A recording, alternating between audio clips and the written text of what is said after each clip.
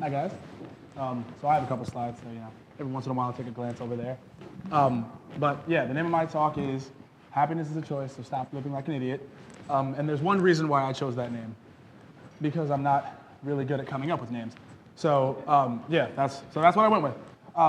And when I was approached to give a talk, I had to think a little bit. What do I actually have that I could talk about? I'm 21 years old. I'm not that old. Please don't let that make you stop listening because I'm young. But I can't really talk about an experience because I'm sure that there are 10 times the amount of people in this room who've had the same experiences that I've had. I mean, I'm a smart guy, but I'm not incredibly smart. I don't have any research that's going to change the way the world works. I mean, I suck. No, I don't suck. But I'm generally a really happy guy. I mean, I'm sure that all of us at times are happy, but I think I have a set point that's usually just happier than a lot of other people, and I think my friends would really agree with that. And so I wasn't always that way. I actually took steps. I remember being 13 years old and saying to myself, I wish that I were just, happier on a general basis. And so I took some steps, and I think I've actually gotten there. It took 8 years, but here I am. So let's get into it. Everyone wants to be happy, right? Come on. Let's get a little bit of, everyone wants to be happy, right? Yes. Right? Yes. Wrong. You're all wrong. It's insane how wrong you are. You are all so wrong. This room is huge with wrong people. Well, so what I mean by this is happiness takes effort. It's not something that just happens to you. There are situations where happiness just falls upon you. As a kid, you go to a carnival and happiness is falling upon you. You go to a movie and you have popcorn and happiness falls upon you. But to be consistently happy, that doesn't just happen. You actually have to put in work. It takes effort. And a lot of people aren't willing to put in that effort. They want to be lazy. They want things to go to them. Like this table right here. I can tell you are all super lazy. You don't want to be happy. You guys suck. Listen, I'm just playing with you guys. I ain't playing with y'all, guys. Come on. I ain't playing with y'all. No, I actually am joking. But a lot of people in this situation where I call you guys out for no reason whatsoever would actually get angry. I don't know you. You don't know me. What right do I have to say that these guys are lazy or that they suck? But the thing is, I can say a million things up here. I'm on stage. I'm in a suit. I'm 21. Like, I'm empowered right now. I can say anything I want. Anything. I can do anything. But if I have a million things that I could say, and you're basing your emotions off of what I say, then you can feel a million different emotions, and you have no control over that. That doesn't sound efficient. That doesn't sound effective. That doesn't sound healthy.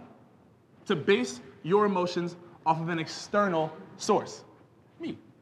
I mean, granted, I'm great, but off of an external source. So the old saying is true. Happiness truly does come from within. Doesn't that just sound all nice? It comes from within. So I'm talking on a very umbrella level right now. Let's bring it down to an actual example. You're stuck in traffic. Everyone's had it, but let's take this to the extreme. You're stuck in crazy bumper to bumper, end to end, LA rush hour meets Beijing underwater and Godzilla's coming type traffic. No one's moving. You might even be going backwards at this point. And we're going to step into two separate cars in that traffic jam. So one person, semi-justifiably, is losing their cookies. They're screaming their head off, expletive. I'm very angry because I'm sitting in traffic and it's not moving. I have things to do. But if we step into the other car, the person's reading a book. They're relaxing, they're chilling. Listen, I'm not going anywhere. I might as well enjoy myself. Both of these two people are sitting in the same exact scenario. But I think we would all want to be the person who's more relaxed as opposed to the person who's losing their mind. So what's the difference between these two people? I'm a math and science guy. I really like equations, so I broke it down to an equation. Yes, S plus R equals E. And if you do high-level math, then you know math is more letters than numbers these days. So your situation plus your rationalization equals your experience. Asian. I wanted Asian. I was going to get it. I couldn't come up with another E word. So, experienceation. But what this means is situation is a very objective term. Traffic, in our example. Anyone would look at that traffic jam and say, yes, that is a traffic jam. Anyone in the traffic jam would say, yes, this is a traffic jam. It is an objective fact, and there's nothing you can do to change it. But that is where your lack of control stops. That is where everything else becomes subjective. The experience that these two people had was completely different, even though they're both in the same objective situation. One person said this is the worst, and one person said, I can deal with this. And that's as a result of their rationalization. That's the power that human beings have.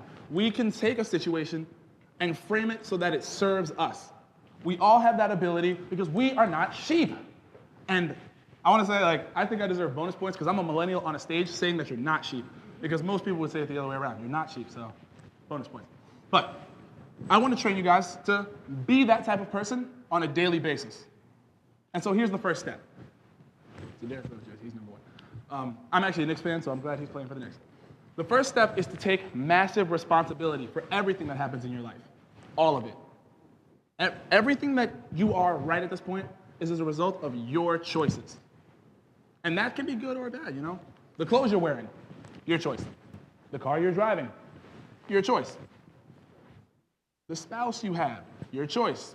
Any arguments you may have, as a result of you. The money you have, the money you don't have. Your health, your weight. A lot of people like to blame, my genetics, my parents, some other extenuating circumstance. It was not my fault. It was literally anything else. But how does that serve you? How does that help you become a better person? How does that help you be happier? You have to bring it inwards. And this is actually, research has backed this up incredibly so. Because what this is called is self-efficacy. Believing that you have the ability to affect your life going forward. And in order for you to do that, you have to believe that everything up until this point you've affected. So, that's very important. Our first step, what this step does is it brings you to the rationalization. You realize now that there's a gap between every experience and the way that every situation and the way you experience. There is a gap where you can say, this is the way that I will rationalize it. And taking massive responsibility is the first step. Saying, okay, I caused this in some way, and now I will experience it. That's the first step. Because we're humans and not sheep. I wanted to show sheep again because it's a cute picture.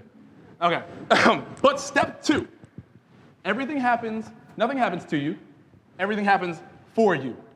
This is a very important distinction because this is where positivity lies. This is what the happy person thinks. They're sitting in traffic and they're saying, hey, if I would have left my job earlier, then I wouldn't be in this situation. That's taking responsibility, but then, all right, how am I going to be better from this? I'm going to leave my job earlier on a regular basis. Or I'm going to read here. There are ways that you can do this so that everything happens for you. Believing this is part of that self-efficacy, believing that you will now be better as a result of the situation. And if you have trouble remembering this, remember the number 2 and the number 4. 2-4, 2-4, Kobe Bryant. Yeah, great basketball player. I actually don't like the Lakers, but great basketball player. Broke his hand, was able to play, scored 81 points. And the reason that I say this, I'm not gonna lie, it's a TEDx event. Kobe, if you're watching, I would be a great addition to your entourage. I also have great lateral quickness, and I can be a backup point guard. Listen, call me. I'm on Facebook. And I'm not gonna spread fake news. So, yeah. Okay, but all pandering aside, these are the 2 steps that are incredibly important. And let's bring it back to an example. I'm a very example-driven guy. So let's say a situation where you're walking down the street and someone walks into you. And it's their fault. They're walking backwards on their phone in a handstand. Whatever. It's their fault completely. You could be angry. You could be worse as a result of that situation. Or you could brush it off. And that lies in doing the 2 steps. First step, take responsibility. Hey, listen. If I would have paid more attention and gotten out of the way, that person wouldn't have bumped into me. Simple. If I would have left my job earlier, if I would have walked faster, whatever, I wouldn't have even been on the same street as that person when I got there. I take responsibility. You don't have to tell them that. You just tell yourself that. Or listen, if you were more muscular, when they bumped into you, they wouldn't have stared at you. They would have been like, oh, I'm so sorry. Because I'm going to tell you something. This dude can hit me with his car, and I'm going to apologize to him. I'm so sorry I got blood on your paint. Whatever. I'm apologizing to him. I don't care. It wasn't his fault. It's mine. I'm sorry. But this is what it takes to be happy all the time. This is the effort that it takes. If you follow these 2 steps, you will always be a happier person. Of course, you're going to feel emotions. When something's bad, you're going to feel bad, but you bounce back. You don't stay in bad places, and situations that shouldn't bother you don't bother you. That's how you become happier. Because the whole goal is, life's gonna back you into a corner, and I don't want you to just react like a little snake in a corner. Don't just blindly lash out at everyone around you. I want you to look inward and say, hey, why am I in this corner? How did I get here? And how do I make sure that this never happens again? Because you can do this, guys. This is something that everyone can do and become a happier person. I'm positive. Thank you.